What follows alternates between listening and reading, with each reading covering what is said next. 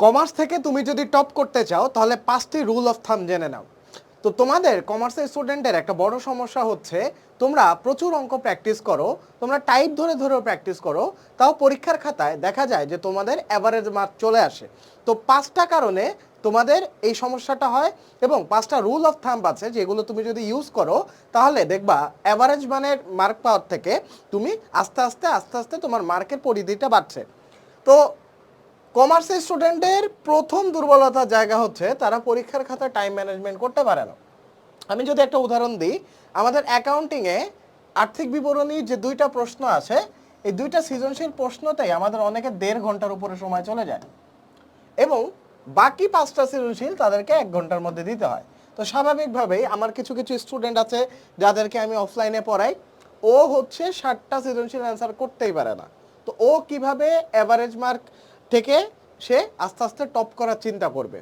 তো প্রথমে আগে ফুল অ্যান্সার করতে পারতে হবে। প্রথমে তোমার টার্গেট থাকা উচিত যে আমি ফুল মার্কসের অ্যান্সার করব, ফুল মার্কসের অ্যান্সার করব। অর্থাৎ একটা স্টুডেন্টের প্রথম ফোকাস হওয়া উচিত টাইম ম্যানেজমেন্ট করা।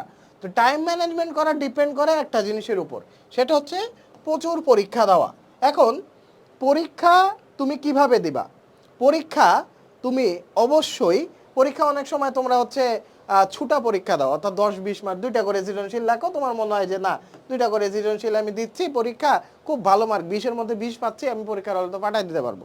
না, এইভাবে প্র্যাকটিস করা যাবে না। টোটাল 60টা সৃজনশীলের উপরই পরীক্ষা দিতে হবে এবং ঘড়ি ধরে পরীক্ষা দিতে হবে, তাহলে তুমি ভালো করবা। দ্বিতীয় পয়েন্টটা হচ্ছে কি আসবে সেটা ধরতে পারো। অর্থাৎ আমরা যে বারবার আমাদের কোর্সে বলি যে টাইপ ভিত্তিক অ্যানালাইসিস করো, অর্থাৎ টাইপ ভিত্তিক অ্যানালাইসিস করে বুঝতে পারবা যে এই চ্যাপ্টার থেকে বিগত বছরগুলোতে কোন কোন টপিক এবং কোন কোন টাইপ থেকে প্রশ্ন আসছে। যেটা আমি বারবার রিপিট করি, যারা হচ্ছে নতুন আছো তাদের জন্য বলা, যারা হচ্ছে পুরাতন আছো অলরেডি জানো।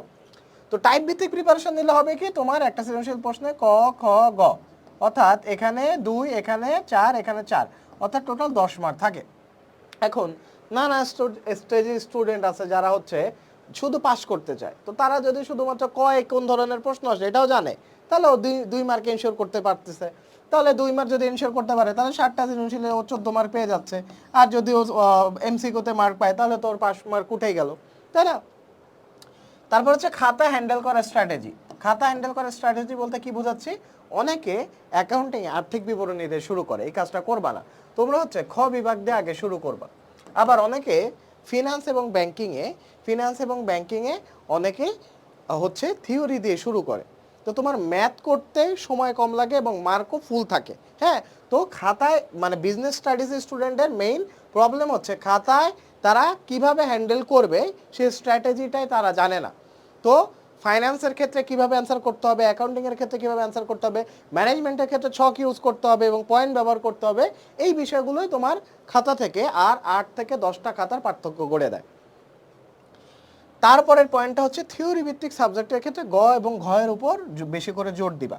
তোমরা যে কাজটা করো থিওরি ভিত্তিক সাবজেক্টে, যেমন ম্যানেজমেন্ট, মার্কেটিং, এই 2টা সাবজেক্টে যে কাজ করো তোমরা হচ্ছে জাস্ট থিওরিটা পড়ে যাও। হ্যাঁ, থিওরিটা পড়ে যাও, কিন্তু খাতায় লেখার ক্ষেত্রে জাস্ট থিওরিতে গদব্যথা যা পড়েছো সেটাই তুমি হচ্ছে কয়ের জন্য 1 লাইনে, খয়ের জন্য 2 লাইনে, গয়ের জন্য 3টা পয়েন্ট করে, ঘয়ের জন্য 4টা পয়েন্ট করে, মানে গদবাধা একটা ফরম্যাট। এই ফরম্যাট ইউজ করার সমস্যা নেই, কিন্তু গ এবং ঘয়ের ক্ষেত্রে তোমার অবশ্যই যদি ধরো তোমার সংগঠন কত প্রকার, হ্যাঁ সংগঠন কত প্রকার, তো সংগঠন তুমি এত প্রকার এটা না লিখে সংগঠন দিয়ে তুমি এভাবে যদি চিত্র এঁকে দাও যে কার্যভিত্তিক সংগঠন, সরলরৈখিক সংগঠন, এভাবে যদি চিত্র এঁকে দাও তাহলে আরেকজনও লিখলো যে সংগঠন 5 প্রকার বা 4 প্রকার, তুমিও লিখলে সংগঠন 4 প্রকার বা 5 প্রকার।